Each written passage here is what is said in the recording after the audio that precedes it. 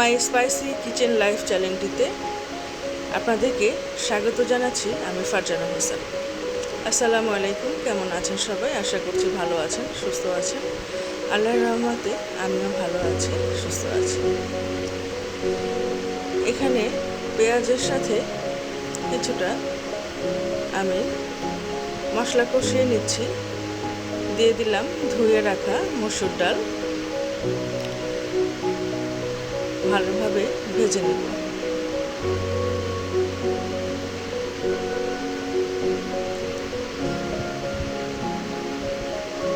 পেঁয়াজের সাথে মশলা বলতে আমি এখানে আদা রসুন বাটা দিয়েছি আর হলুদ মরিচের গুঁড়া দিয়েছি।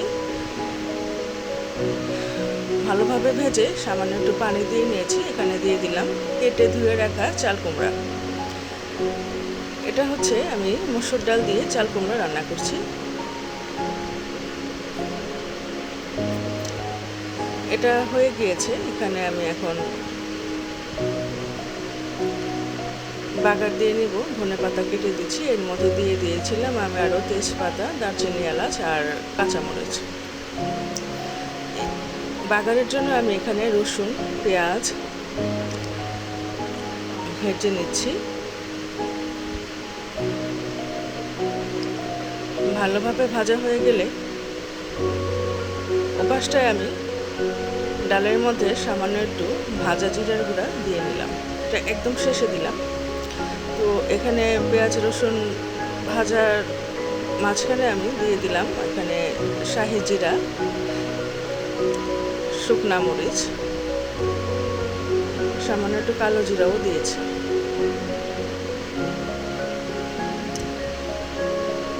ভালোভাবে ভাজা হয়ে গেলে আমি এটা দিয়ে ডালটা বাগার দিয়ে দেব।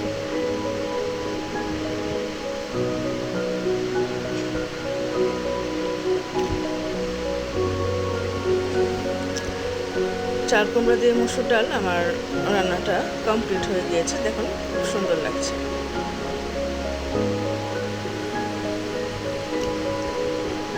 পরবর্তী রান্নাতে চলে গেলাম। এখানে আমি একটু মাছ ভুনা করব, সেজন্য পেঁয়াজ ভেজে নিচ্ছি। আমার ভিডিওটি যারা দেখছেন তারা একটা লাইক করে দেবেন। ভিডিওটি দেখা শেষ হলে একটা সুন্দর কমেন্ট করবেন। ভিডিওটি যদি কারো ভালো লেগে যায় তবে সাবস্ক্রাইব করে নেবেন। কথা বলতে বলতে আমার মশলা কষানোটা খুব সুন্দরভাবে হয়ে গিয়েছে। মশলা থেকে তেল ছেড়ে দিয়েছে। আমার ভিডিওটি কেউ স্কিপ করে দেখবেন না। এখানে আমি শোল মাছ নিয়েছিলাম। শোল মাছ খুব ভালোভাবে কেটে ধুয়ে পরিষ্কার করে নিয়েছি। এখন কষানো মশলায় দিয়ে নিলাম, কাঁচামরিচ দিলাম। এটাকে ভালোভাবে আমি রান্না করে নেব। নেড়ে চেড়ে মশলার সাথে খুব ভালোভাবে মিশিয়ে নিয়েছি। সামান্য একটু পানি দিয়েছি। এখন এটা ভালোভাবে সেদ্ধ হোক। মাছটা খুব ভালোভাবে সেদ্ধ হয়ে গেলে এটা রান্না কমপ্লিট হয়ে যাবে।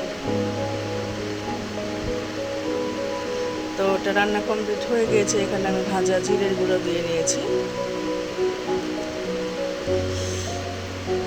হাতে মেখে আমি এখানে পাবদা মাছ রান্না করছি।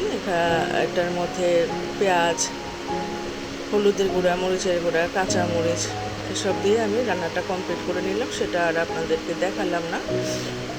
তো আজকে এই ছিল আমার ভিডিও। যারা দেখেছেন তাদেরকে অসংখ্য অসংখ্য ধন্যবাদ। খোদা হাফেজ।